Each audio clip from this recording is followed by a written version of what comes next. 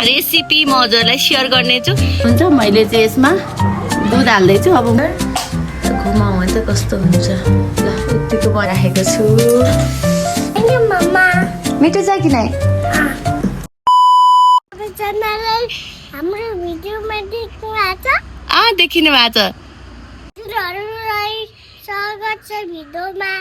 के हुँदैछ आज? सेलरोटी बनाइदिन्छौँ। सेलरोटी बनाउँदैछौँ। ल आज चाहिँ मेरो छोराले सेलरोटी खाने भन्नुभएको छ। म चाहिँ सेलरोटी बनाउन गइरहेको छु। यहाँ चाहिँ सेलरोटीको छ रेसिपी म हजुरलाई सेयर गर्नेछु। त्यसको लागि इन्ग्रिडियन्ट मैले कोदोको पिठो अनि 1 बटुको सुजी, दुध हाल्छु मैले चाहिँ, अनि ल्वाङ सुकमेल र मरिचको धुलो, अनि मैले गुलियोमा चाहिँ सक्कर हाल्दैछु अनि घिउ। हजुरहरूले चाहिँ गुलियोमा मिश्री, चिनी जे पनि हाल्न सक्नुहुनेछ। ल सुरु गर्छु है। यसमा 1 बटुको सुजी हाल्छु होइन। अनि त्यसमा चाहिँ अब चाहिँ सुजी हाल्दैछु अनि त्यस पछाडि चाहिँ मैले सक्खर हालेछु। हजुरहरूले चाहिँ यसमा मिश्री पनि हाल्न सक्नुहुन्छ। चाहिँ यो एकदम प्योर घिउ हाल्दैछु, हेर्न सक्नुहुन्छ।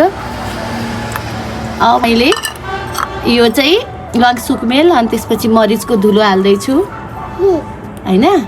अनि त्यस पछाडि चाहिँ मैले यसमा हजुरहरूले पानी पनि हाल्न सक्नुहुन्छ। मैले चाहिँ यसमा दुध हाल्दैछु। अब मुस्न गइरहेको छु।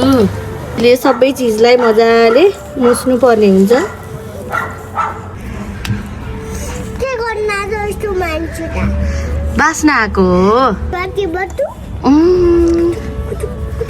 ल मेरो बेबी चाहिँ यहाँ खानालाई खै रेडी हुनुहुन्छ। ए खुसी हुनुहुन्छ है त साथीहरू। अझै दुध थप्नु पर्ने हुन्छ। यसलाई बिस्तारै मुस्दै जानुपर्छ। गिलो हुनसक्छ, त्यही भएर चाहिँ हजुरहरूले एकदमै ध्यान दिएर हाल्नु होला।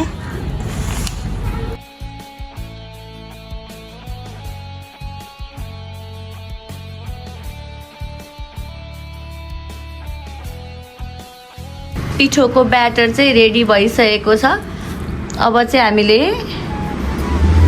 यसलाई चाहिँ 15 मिनटसम्मको लागि चाहिँ छोपेर राखिदिनु पर्ने हुन्छ। मैले 15 मिनटको लागि छोपेर राखिदिएको छु। रेडी भइसकेको त हेर्छु 15-20 मिनटपछि चाहिँ यस्तो भएको छ ब्याटर। भइसकेको छ हाम्रो ब्याटर। घुमाउँ त कस्तो हुन्छ। ल यतिको बनेछ। लेट्स सी कस्तो हुन्छ। यहाँ चाहिँ बसालिसकेको छु तावामा। सेलरोटी पनि बन्दैछ साथीहरू। मेरो ढङ्ग चाहिँ यति नै छ। अब के गर्ने, एउटा चाहिँ सानो बनाएको छु। यता चाहिँ मेरो सानीले हेरिरहेको छिन्। क्युटी बनाइदिएको थिएँ। खाऊ त कस्तो छ, खाऊ।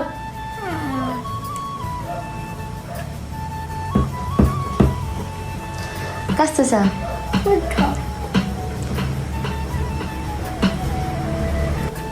कस्तो छ? Thank you mama. मिठो छ कि नै? Thank you mama. वेलकम। ल यहाँ चाहिँ ल यस्तो भएको छ सेलरोटी चाहिँ। ल साथीहरू मैले चाहिँ यहाँ यसरी बनाएर राखेको छु। हाम्रो कोदोको सेल रेडी भइसकेको छ। यता हेर्नुहोस् त माथि सिधा। ओ माई गॉड कस्तो छ। Thank you for watching my video. Bye bye everyone.